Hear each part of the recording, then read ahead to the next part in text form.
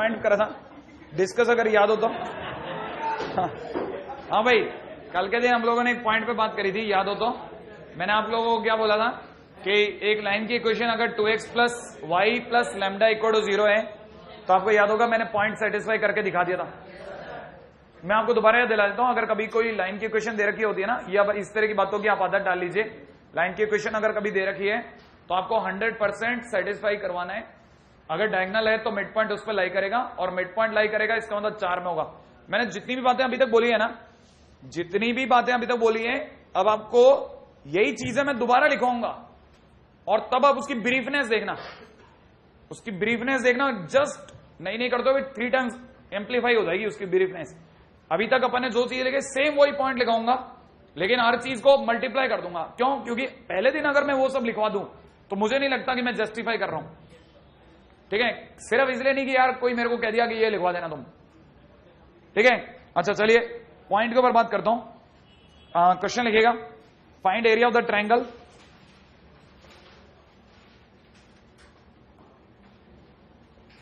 having find area of the triangle having their median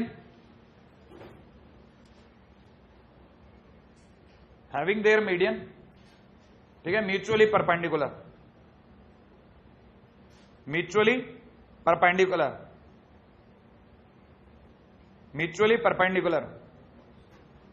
ठीक है ना, and length of median is P and Q, and length of median is P and Q।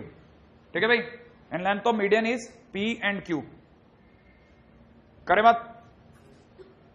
ठीक है, बिना कुछ छोटी मोटी बातों को डिस्कस करे हुए मैं इतनी बात कर सकता हूं, वो सारी बातें जो आपके ऑलरेडी कहीं दिमाग की लाइब्रेरी में स्टोर पड़ी हैं। कोई एक ट्रायंगल है ABC जिसके मीडियन आपस में एक दूसरे के परपेंडिकुलर है। मीडियन परपेंडिकुलर है, वो ऑर्थोगोनल नहीं करी है, याद रखना। मीडियंस परपेंडिकुलर है, कहने का मतलब मीडियन जो आपस में एंगल बना रही है वो 90 है। फर्स्ट थिंग फर्स्ट, लेकिन आपको पता होना चाहिए दो मीडियन जिस पॉइंट पे जाके भिड़ती हैं उसका नाम होता है G। उसको दुनिया वाले बोलते हैं सेंट्रॉइड। सेंट्रॉइड मीडियन को हमेशा 2:1 के रेशियो में डिवाइड करता है। ये बात पक्की हो गई? तो उम्मीद है आपको ये भी पक्का हो गया होगा कि ये यहां से यहां तक की लेंथ अगर P दे रखी है और यहां से यहां तक की लेंथ अगर Q दे रखी है, सही है ना? तो उम्मीद है आप लोगों को ये चीज बहुत अच्छे से क्लियर हो गई होगी क्या, कि ये यहां से यहां तक की जो लेंथ हो गई दैट इज 2/3Q। सोचो, हाँ या ना? और अगर देखा जाए ये अगर ओवरऑल P लेंथ का है तो यहां से यहां तक की लेंथ कितनी हो गई? 2P/3। क्लियर है कि नहीं? अच्छा, और ये एंगल कितना है? 90। दिख नहीं रहा but still they are 90। Right है? आपको एक और बात बताता हूं, सेंट्रॉइड जो होता है, सेंट्रॉइड उसको अगर आप एक वर्टेक्स से मिलाओ, दूसरे से मिलाओ और तीसरे से मिलाओ, तो ये जो सेंट्रॉइड होता है ये पूरे ट्रायंगल को 3 इक्वल एरिया ऑफ ट्रायंगल में डिवाइड करता है। राइट है? तो बेसिक यही है। बेसिक क्या है? बेसिक है सेंट्रॉइड डिवाइड्स या G डिवाइड्स, ठीक है ना, triangle in 3 equal area of triangles. पहली बात ये पकड़ में आई है ना, 3 इक्वल एरिया ऑफ ट्रायंगल, ये है काम की चीज, या यूं समझिए। ठीक है, ठीक है, हाँ ये वो वापस आ गया क्योंकि सही चैप्टर में आ गया अपन। ये है सबसे काम की बात। हाँ वो देखो तो सही, अब क्वेश्चन को सुनना, बड़ा इंटरेस्टिंग है। अरे इसका लेवल देखना, बिना चैप्टर के अंदर एंटर हुए सेंट्रॉइड की बात करे बगैर मैं आपके दिमाग में एंटर हो सकता हूं, मुझे पता है। ठीक है, काम की बात सुनना, G डिवाइड्स 3 एरिया बराबर बराबर वाले। इसका मतलब ये कि अगर मैं ये वाला एरिया निकाल लूं, किसका? इसका A G इज्जत के साथ B, इसका अगर मैं एरिया निकाल लेता हूं, रेड है? हाँ, तो जो एरिया होगा उसका ट्रिपल करते ही पूरे ट्रायंगल का एरिया हाजिर है। रेड है कि नहीं? सो मैं लिख सकता हूं, क्या लिख सकता हूं? एरिया ऑफ, ठीक है, area of triangle ABC is equal to में 3 टाइम्स एरिया ऑफ, ठीक है ना, A इज्जत के साथ GB। रेड है भाई? हाँ भाई, अब काम की बात। अरे पहले इंसान अपनी इज्जत खुद बनाता है, पता है, बाद में अब दुनिया वाले करते हैं। ठीक है, अगर देखा जाए तो A इज्जत के साथ GB का एरिया क्या होगा? सुनना, 1/2 इंटू बेस इंटू हाइट, याद है ना? ये परपेंडिकुलर है इसलिए हाइट हो गई।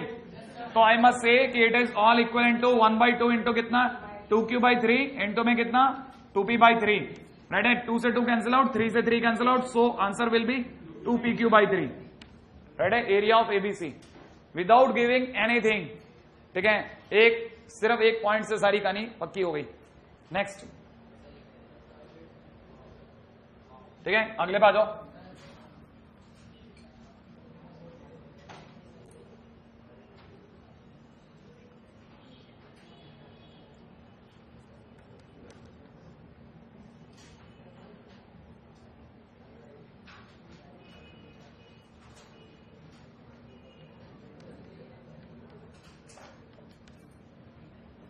अरे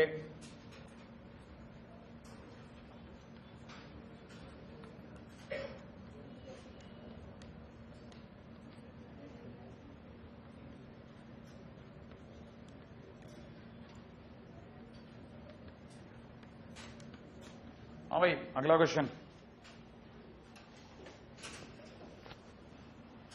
ठीक है, घर से ट्राई करके आना ये वाला क्वेश्चन, ठीक है, सेम क्वेश्चन है, काफी हद तक आंसर बता देता हूं, ठीक है, बिना डरे अगर आप फाइट मारोगे तो 6 7/60 जो मेरे पास अवेलेबल है वो ये आंसर है, ठीक है, ये हो सकता है मे बी रॉन्ग हो, बाकी मेरा लगता नहीं है कि बहुत ज्यादा रॉन्ग होगा, ठीक है, ये ट्राई करके आना, सेम क्वेश्चन है, 6 टाइम्स √7 7/60 इंटू में √8/15, ठीक है, थोड़ा सा भी दिमाग वाला बंदा होगा, बिल्कुल सेम क्वेश्चन है, ठीक है, पी और क्यू की जगह वैल्यू पुट कर दिए तो दिमाग लगा लेना, सेम कंसेप्ट पे क्वेश्चन बन जाएगा,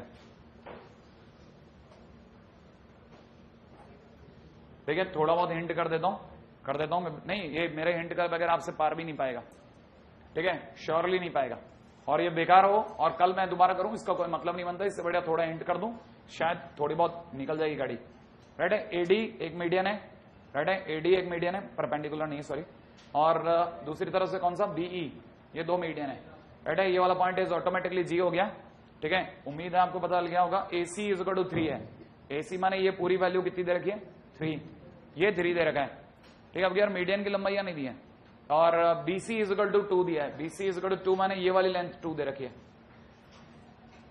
राइट है, पहले आपको ये पता होना चाहिए, अब की बार P और Q नहीं दिया जो बिल्कुल आसान हो जाए, एकदम ऑल टुगेदर डिफरेंट है, क्वेश्चन देने वाला साइड लेंथ दे रहे हैं और एरिया ऑफ ट्रायंगल पूछ रहे हैं, और कहानी के अंदर उसने मीडियन के ऊपर बात करी है, हालांकि अगर साइड लेंथ दे रखी है तो अपन एक काम और भी कर सकते हैं, अगर किसी भी तरह से थीटा अवेलेबल हो जाए या पैरामीटर अवेलेबल हो जाता तो मैं कोसाइन रूल लगा लेता, और कोसाइन रूल से थीटा आ जाता, फिर कॉस थीटा की जगह साइन थीटा लगा लेता, और 1/2 इंटू, याद है, ये इंटू इसका साइन थीटा मेरा एरिया दे जाता, लेकिन मेरे पास कुछ भी नहीं है, थीटा के नाम पे नथिंग, और 2 साइड देकर के कोई भाग जाए, ठीक है, 2 साइड देकर के एरिया ऑफ ट्रायंगल मांग ले, बहुत बड़ी बात है, क्योंकि मेरे पास कुछ भी नहीं है, अब इस जगह पे मेरे पास में जो अकल है वही मेरी मददगार है, राइट है, मुझे पता है जी आज भी 2:1 में कटिंग मार रहा होगा, अगर ये 2:1 में कटिंग मार रहा होगा तो मैं एक बार के लिए, बहुत ध्यान से सुनना, इसको मैं 2 लैम्डा लिख रहा हूं, इसको मैं लैम्डा लिख रहा हूं, लिखता हूं, ठीक है, इसको मैं कितना लिख रहा हूं 3 म्यू, अरे नहीं 2 म्यू,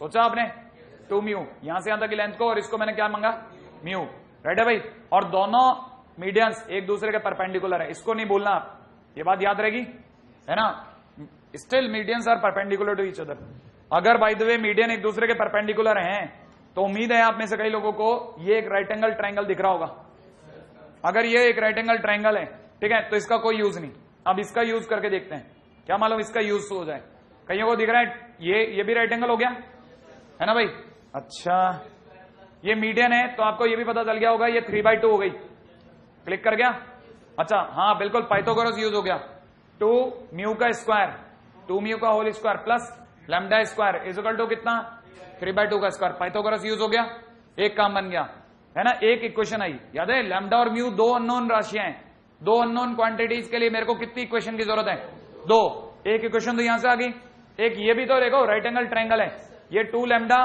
का होल स्क्वायर प्लस म्यू का स्क्वायर इक्वल टू ये यहां से आता की लेंथ कितनी है 1, क्या आप निकाल लेंगे, लैम्डा और म्यू आ जाएगा, लैम्डा और म्यू के आते ही वैल्यू आ जाएगी, याद है, फिर से वही वाला फंडा लग जाएगा, लैम्डा और म्यू के आते ही जो इस ट्रायंगल का एरिया आएगा उसका ट्रिपल कर देना, आंसर आ जाएगा, ठीक है, नेक्स्ट अगले पे आ जाओ,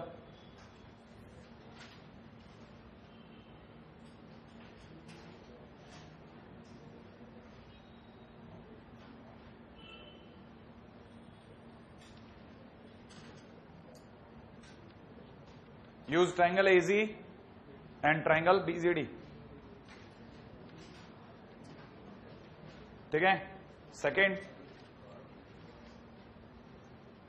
make equation in lambda and mu, right है। थर्ड पे आ जाएगा find lambda and mu, fourth पे आ जाएगा, ठीक है, एरिया एबीसी, राइट है भाई, area ABC is equal to में 3 टाइम्स ऑफ एरिया एबीसी। हाँ भाई, इज्जत के साथ, ठीक है भाई, हाँ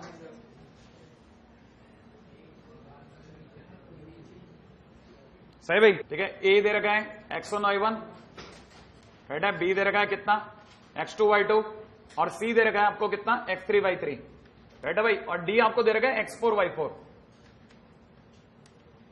राइट है। और क्वेश्चन वाला कहता है 4 पॉइंट सच दैट,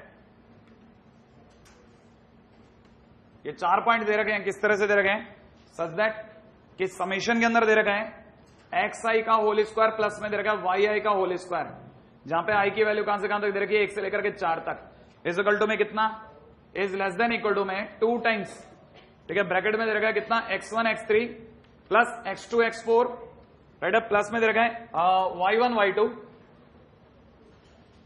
y2, ठीक है, प्लस y3 y4, ठीक है, x1 x3 x2 x4 plus y1 y2 plus y3 y4।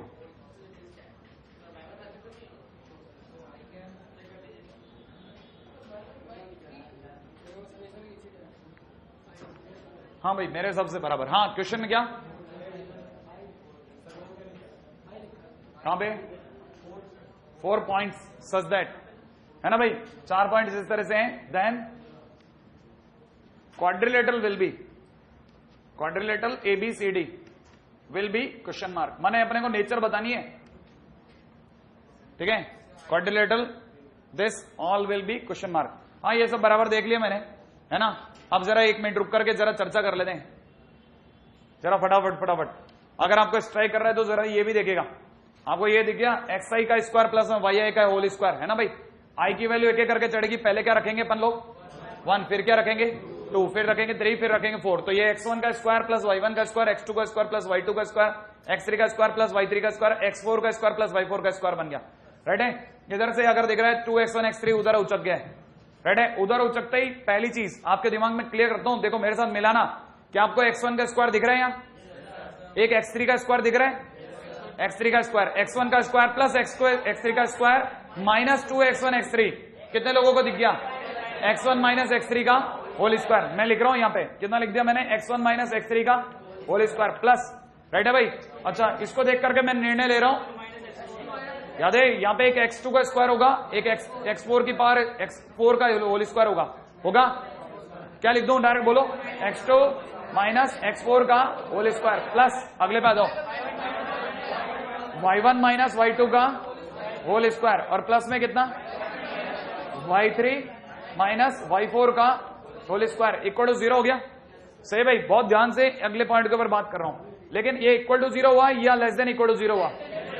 अच्छा, आपको पता है ये चारों पॉजिटिव नंबर है, चारों positive number less than equal to 0 हो ही नहीं सकते, क्या हो सकते हैं, सिर्फ इक्वल टू 0 हो सकते हैं। अगर ये सिर्फ इक्वल टू 0 हुए ना तो सोचने की बात है, जिस दिन ये इक्वल टू 0 हो गए तो लॉजिक से समझना, ये अगर इक्वल टू 0 हो गए तो 4 पॉजिटिव नंबर इक्वल टू 0 सिर्फ तभी होते हैं जब वो चारों के चारों एक साथ 0, माने ये भी 0, ये वाली पार्टी भी 0, ये वाली पार्टी भी 0, ये वाली पार्टी भी 0 हो गई। और अगर ये सारी पार्टियां एक साथ में 0 हो गई तो 100% बात हो गई क्या, कि मैं यहां पे कह सकता हूं x1 इज इक्वल टू कितना x3, और इधर से देखा जाए तो x2 इज इक्वल टू कितना x4, यहां से y1 इक्वल टू y2, और यहां से देखा तो y3 is equal to y4, ऐसा कह दूं, है ना भाई। अब जरा इसका भावार्थ समझना, इसका मतलब समझना, ये कह रहा है x1 x3 के बराबर है, x1 अगर x3 के बराबर है, कहने का मतलब ये कि ये दूरी होती है x, माने x भी इतनी दूरी पे है y एक्सिस से, और x3 भी उतनी दूरी पे, माने x1 x3 अगर बराबर है ना तो दोनों के दोनों एक ही लाइन पे लाई कर रहे हैं, समझ में आया। अरे जरा समझो ये वाली बात, x1 यहां है, उतनी ही दूरी पे x3 भी है, ये गैप और ये गैप दोनों का बराबर है, ये चीज आपको पहली चीज पकड़ में आनी चाहिए।